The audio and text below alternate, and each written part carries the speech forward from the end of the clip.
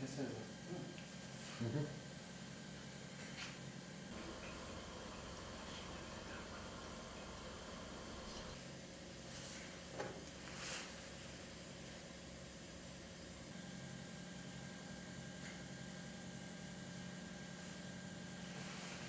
Apiterapi arı ve arı ürünlerinin tıbbi olarak kullanımına verilen isimdir ve ülkemizde de ve dünyada da uzun yıllardır kullanılmaktadır. Apiterapide kullanılan ürünlerden biri de propolistir. Propolis, bal arılarının ürettiği kendi kolonilerini korumak için kullandıkları bir doğal üründür. Propolis'in en önemli görevi kovanı dış etkenlere karşı korumaktır. Kovandaki açıklıkları propolisle kapatır arılar.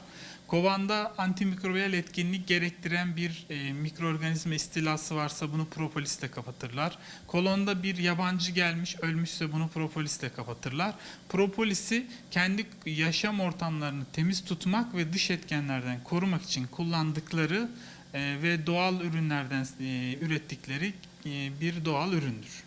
Propolis doğal olarak şurada gördüğünüz gibi sert kıvamlı, reçinemsi bir üründür. Çünkü birçok bitkiden, birçok ağaçtan alınmış reçinelerle arıların kendi enzimleriyle olgunlaştırarak ürettikleri bir üründür. Bu şekilde doğal kullanımı pek mümkün değil. Sakız gibi çok sert kıvamlı bir ürün. Bunun için kullanıma uygun bir hale getirilmesi gerekiyor ve bu aşama çok önemli. Çünkü artık doğal halinden çıkıp kıymetsiz bir şey haline gelebilir. Bu nedenle en sık kullanılan ekstraksiyon metotlarından biri suyla ekstraksiyon yapmak. Suyun içine konulup uzun bir süre suda karıştırıldığı zaman bu durumda suyun içerisine suda çözünen moleküller geçer. Suda bu doğal ürünün suda çözünen kısmı çok azdır. %7-8 oranındadır ve suda çözünen kısımlarının tıbbi olarak çok fazla etkinliğinin olmadığı gösterilmiştir. Suda çözünürlüğü az olduğu için alkolde denenmiş, etil alkolde bildiğimiz içkinde bulunan alkolde denenmiş. Etil alkolde %60-70 oranında çözünürlüğü vardır. Yani aslında bu gördüğünüz ürünün büyük bir kısmı, 2/3 gibi bir kısmı etil alkolde çözünüyor. Bizim son yılda geçtiğimiz sene içerisinde yaptığımız bir ekstraksiyon metoduyla kimyasal ekstraksiyonun içerisine bir de fiziksel çözünme metotlarını ekleyerek %95'in üzerine çıkardık. Yani şu gördüğünüz yapının tamamına yakını yağ bazlı bir çözücü. Zeytinyağı kullanıyoruz. Yine doğal zeytinyağı içerisinde. Tek başına çözünmüyor zeytinyağı içerisinde. Fiziksel çözünme metotlarını da uygulayarak %95 üzerinde çözünürlüğünü elde ettik. Bu çözünürlükten sonra sadece öyle piyasaya sürmek doğru değil. Araştırmalarını yapmak lazım. İçerik analizlerini yaptık. Bazı in vitro çalışmalarını yaptık. Kanser hücrelerinde antikanserojen etkinliğini ve bakteriler, mantarlar üzerinde antimikrobiyal etkinliklerini test ettik. Tüm testlerde alkol bazlıdan daha güçlü etkinlikler çıkarmaktadır.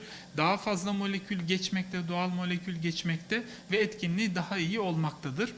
Bildiğiniz üzere propolis şu anda bağışıklık sistemini güçlendirmek üzere insanlar tarafından çok tercih ediliyor. Bu konuda da insanların birçok deneyimi var. Bağışıklık sistemini güçlendirmek üzere bazı doğal maddeleri katkı yaparak yeni bir kombinasyon elde etmeyi üzerinde çalışmalarımız devam etti. Bu kapsamda da farklı bir formülasyon ortaya çıkardık.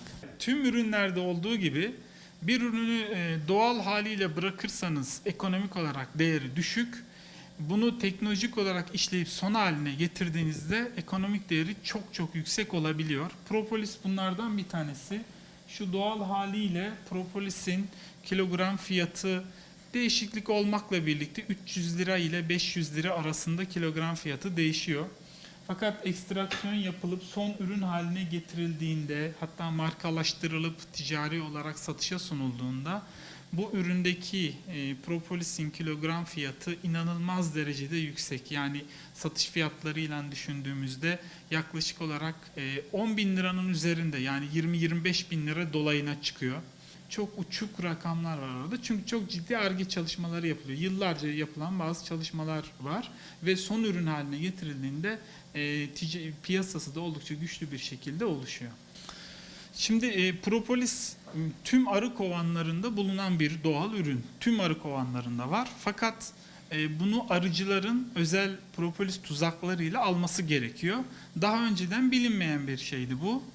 Daha doğrusu bu şekilde kullanımı, tedariği bilinmiyordu, ticareti yoktu. Son yıllarda özellikle Covid pandemisiyle birlikte bağışıklık sistemini güçlendirici etkisi ön plana çıktığından tüketimi aşırı derecede arttı.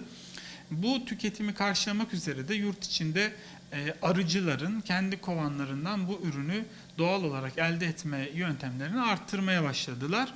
Ülkemizde henüz yurt içi üretim, yurt içindeki tüketimi karşılamıyor. Çünkü tüketim aniden çok yükseldi. Şu anda yurt dışından da tedarik sağlanıyor. Aslında ülkemiz dünyanın çok güçlü bir arı üreticisi ülkesidir. Yani dünyada sıralamalarda ilk 3 içindeyiz arı kovanı sayısında. Fakat propolis çok iyi bilinen bir ürün değil. Arıcılar propolisi çok bilmiyor. Dönem dönem aslında üretiyorlar ama yeterli bağlantılar da olmadığı için belki ticari olarak bir ürün haline getiremediler.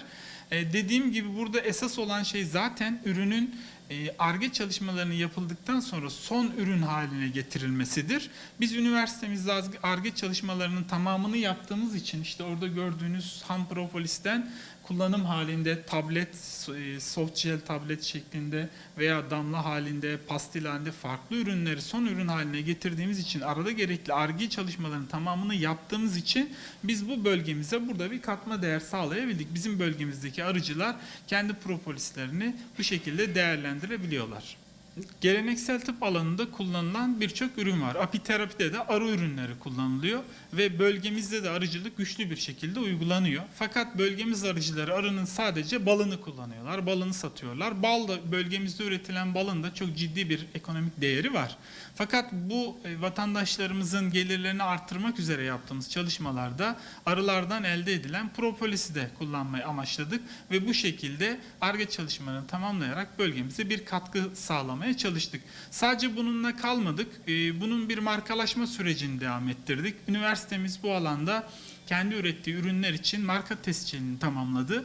Daha sonra da kendi markalarının lisans haklarını da satarak böylelikle doğadaki bir kovandan başlayıp son ürün haline gelmesi için gerekli olan ara süreçlerin tamamını gerçekleştirdik ve şu anda piyasada reklamlarıyla, ürün satışıyla devam eden bir pazarımız oluşmaya başladı. Vatandaşlarımız da buna rağbet ediyorlar. Ülkemizde pazarlanan kendi markasıyla, Düzce Üniversitesi'nin ismine, Düzce Üniversitesi'ne ait markalarla pazarlanan hem gıda takviyesi ürünlerimiz hem arı ürünlerimiz piyasada mevcut, devam ediyor.